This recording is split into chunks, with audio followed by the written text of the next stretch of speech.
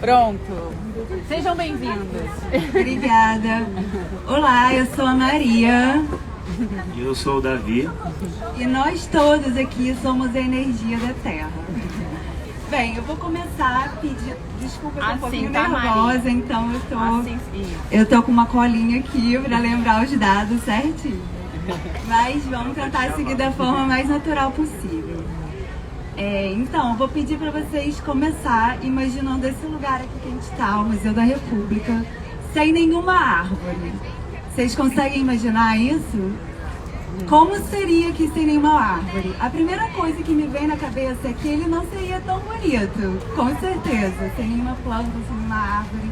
Seria arquitetura maravilhosa, mas seria muito, muito quente. Aqui seria tão quente quanto outros lugares onde não tem vegetação. E sem nenhuma... E as abelhas, eu digo que as abelhas têm tudo a ver com a vegetação que está aqui. As abelhas, elas conseguem manter a maior parte dessa vegetação. A maior parte das plantas que a gente tem hoje são plantas com flores. E as abelhas visitam as flores em busca de néctar e pólen e realizam assim a polinização dessas flores. A polinização nada mais é do que a formação de sementes e frutos. Então, sem a polinização, a gente não teria sementes e frutos. E as árvores não conseguiriam se multiplicar.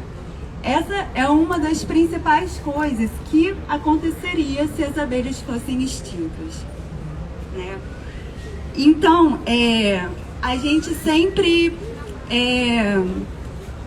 quando está muito quente, a gente liga o ar-condicionado, né? A gente tem esse costume, vou ligar o ar-condicionado. Mas imagina se ao invés de a gente ligar o ar-condicionado, a gente plantasse mais árvores. Todo o planeta seria muito mais fresco, né? Dados da NASA dizem que em lugares onde tem vegetação densa de mata, comparado a lugares sem vegetação, a temperatura chega a ter 3 graus de diferença. Então, assim, plantar árvore é a melhor maneira de se manter o clima estável. Outra coisa que aumenta bastante o clima na Terra, por não ter árvores, é porque a árvore ela faz a evapotranspiração. Ela tira a água do solo e joga para a atmosfera. E essas gotículas que estão na atmosfera que mantêm o clima. Vamos sair aqui do Museu da República e vamos nos transportar lá para a Floresta Amazônica. A Floresta Amazônica ela é a maior floresta tropical do mundo, né? Esse dado é bem conhecido, assim, que a floresta é bem importante, mas por que ela é importante? Pegando o link com a evapotranspiração, que é quando a árvore joga a umidade para o ar, e relacionando isso com a quantidade de árvores que tem na Amazônia, que é aproximadamente 390 milhões de árvores, esses 390 milhões de árvores lançam para a atmosfera aproximadamente 24 trilhões de litros de água por dia. Isso mantém o clima não somente ali na área da Amazônia, como em toda a América do Sul, e não só na América do Sul, como em todo o mundo. Então, se as abelhas desaparecerem, se desaparecer a floresta amazônica, vai entrar o país vai ficar mais quente, muito mais quente, o mundo vai ficar muito mais quente. Não só isso, isso vai afetar o regime de chuva em todo o planeta.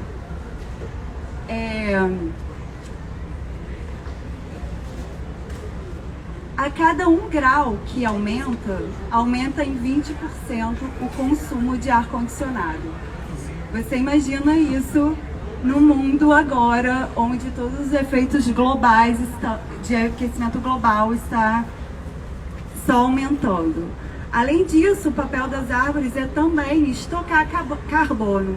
Através da fotossíntese, ela pega o CO2 da atmosfera e estoca esse carbono. Então fica menos CO2 na atmosfera, o que acaba mitigando os efeitos do aquecimento global. A Amazônia ela também influencia em vários outros biomas do mundo. Por exemplo, algum tempo atrás, né, no Pantanal, aconteceu uma série sucessiva de incêndios. E esses incêndios que aconteceu por causa do desmatamento que estava tendo na Amazônia. Então a Amazônia influencia em outros biomas também. E agora voltando para cá, para a nossa Mata Atlântica, por exemplo. A nossa Mata Atlântica protege toda a nossa costa. Se ela desaparecer, o clima aqui vai ficar totalmente diferente, como a gente já viu. E isso já aconteceu um tempo atrás. No século XIX, houve um desmatamento intenso para usar a madeira e o plantio subsequente de monoculturas como o milho, a mandioca e principalmente o café, que esgotou o solo também. Dom Pedro II, muito sabiamente, com uma visão acima do tempo dele, à frente do tempo dele, percebeu que todo esse desmatamento afetou o regime de chuvas aqui no Rio de Janeiro. E aí ele mandou tirar todos os pés de café e replantar a floresta. E hoje nós temos a maior floresta urbana do mundo aqui no Rio de Janeiro, a nossa Floresta da Tijuca. Então, eu vou passar para o Davi para ele falar um pouco mais sobre a importância das abelhas nesse contexto.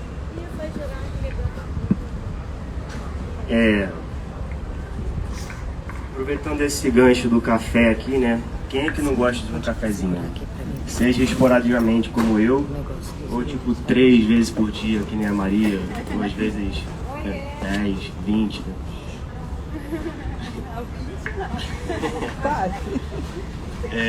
Então, no Brasil existem em torno de 300 espécies de abelhas sem ferrão. E além das solitárias também. E qual é a diferença delas, né? As abelhas sem ferrão são as abelhas que a gente considera eusociais, são as abelhas que elas conseguem formar uma colônia, produzir mel, tem o sistema de castas de rainha, zangão, operária que a gente conhece. E as abelhas solitárias, elas não formam colmeias assim tão definidas, às vezes são realmente sozinhas, ou podem formar colmeias bem pequenininhas que não tem um sistema de castas bem definido, não tem uma rainha, não tem nada disso, entendeu? Elas são um pouco independentes. Então essa história do desaparecimento das abelhas já está bem famosa, assim. E elas polinizam cerca de 80% de todas as nossas culturas. Então, por que as abelhas estão sumindo? São 2 os principais motivos do desaparecimento das abelhas: o uso desenfreado dos agrotóxicos e o desmatamento também desenfreado. Então, esses 2 motivos são os principais.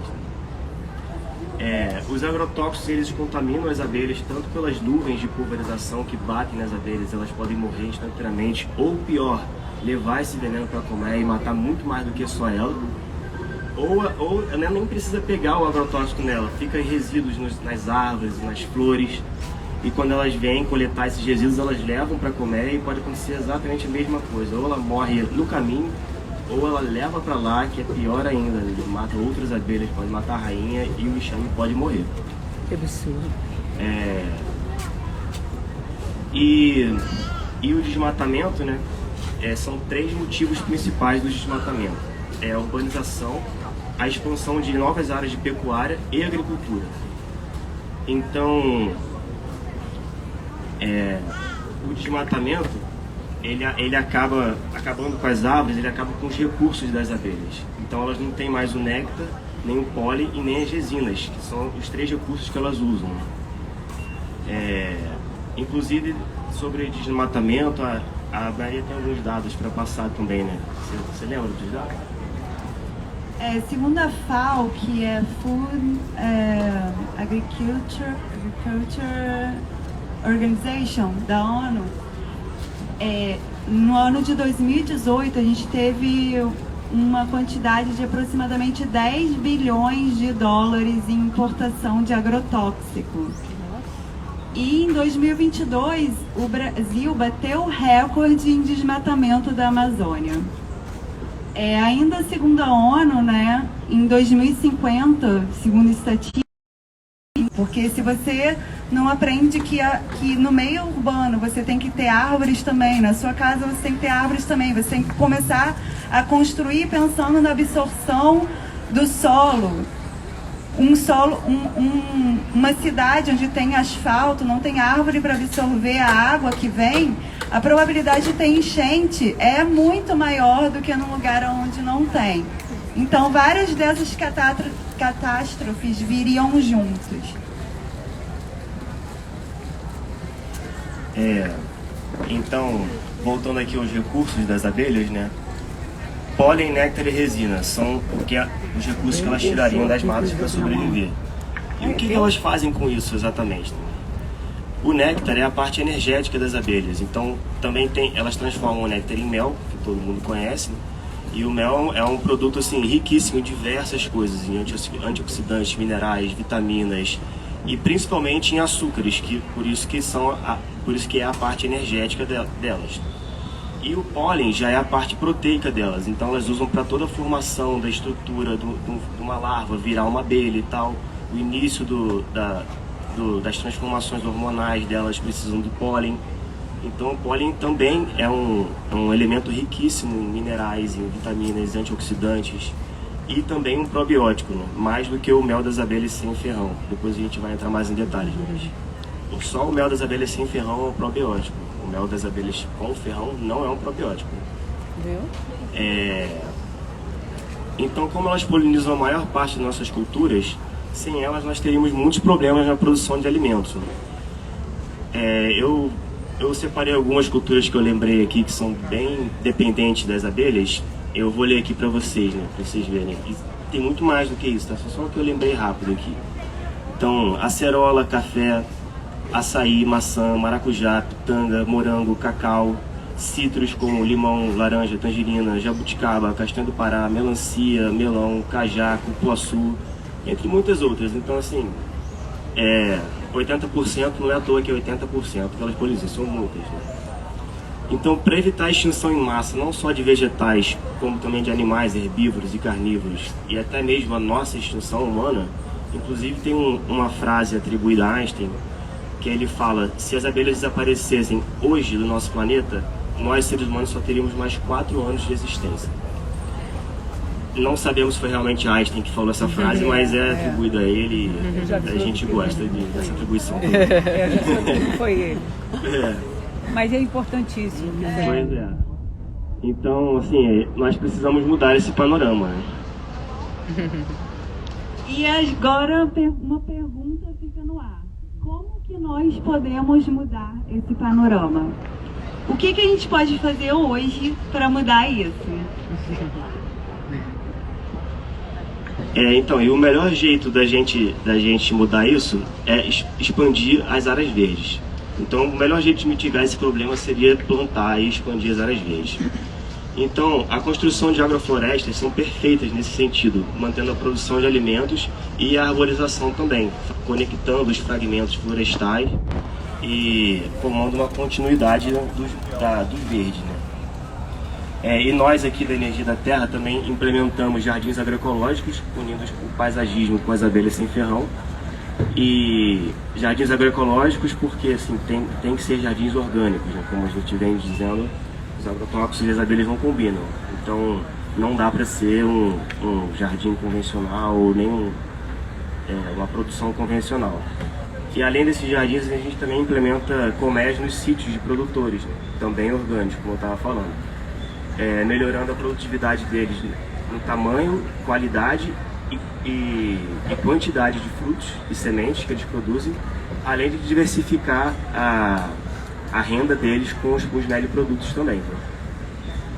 E também outro meio, né, de mudar esse panorama seria promover ações ambientais, né, de educação ambiental, como palestras, assim como a gente está fazendo aqui, e visitação aos nossos espaços, né? Até mesmo a venda de abelhas assim, e seus produtos, transformando o conhecimento das pessoas, né? É importante ressaltar que nosso trabalho junto com os agricultores orgânicos, ele oferece 2 possibilidades muito importantes.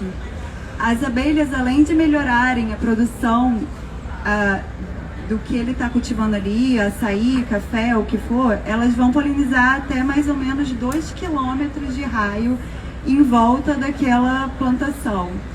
E além de tudo, ela vai também, esse produtor também vai se tornar um meliponicultor. Então ele vai trazer uma nova fonte de receita para ele. Então, além de melhorar a cultura dele, ela vai melhorar a área em volta e ela vai também trazer um recurso a mais para esse agricultor. Isso é um combo muito importante assim na agrofloresta.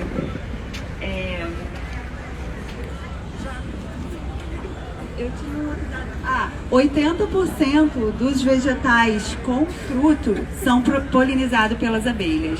Então, além do clima ficar completamente mais quente no mundo todo, se as abelhas desaparecerem, vários biomas desaparecerem, a gente também passaria um aperto muito grande na questão alimentar.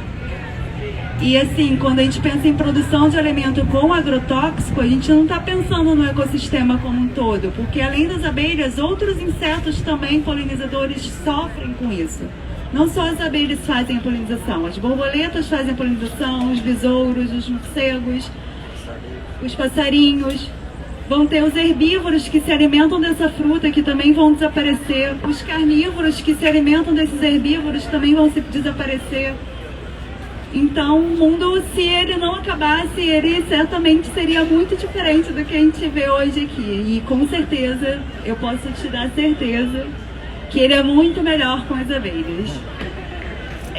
A gente está com uma barraquinha aqui do lado, a gente tem alguns exemplares para mostrar para vocês da nossa grande biodiversidade. São mais de 300 espécies de abelhas nativas aqui no Brasil, né? Fora as abelhas solitárias, sem ferrão são mais de 300, solitárias são mais uma infinidade, né?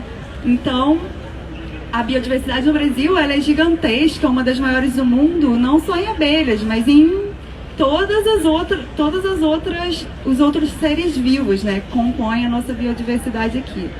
E se tem alguém que pode ser pioneiro nas mudanças nesse sentido, assim, no mundo, é o Brasil. E eu acho que isso é a nossa obrigação, sabe? Espalhar esse conhecimento e fazer com que todos olhem com outros olhos para as abelhas. Nem todas as abelhas picam. E eu preferia tomar 1000 referroadas e ter as abelhas aqui com a gente. Mas você não vai precisar se preocupar com isso, né, amor? Porque as nossas abelhas estão todas sem ferrão. Eu convido vocês para conhecerem melhor nosso trabalho e fazerem uma degustação com alguns poucos méis que a gente pode produzir aqui no Brasil, mas que vocês já vão ver uma diferença gigantesca. Que legal. Obrigada! Feliz Dia das Mães! E Feliz Dia das Mães da nossa Mãe Terra também. A gente tem aqui a Secretaria de Meio Ambiente deu pra gente essas duas plantinhas que são pitanga e pingo de ouro. E pra gente ajudar a polinização, quem quiser pode pegar as plantinhas que a gente hoje está disponibilizando. São pequenas árvores, tá? Obrigada pela presença de vocês. Maravilhosa essa palestra. Obrigada, Pai Girá, por essa oportunidade e a Paula por toda a ajuda e compreensão. E agora vamos lá ver as abelhas, gente. Pode pegar.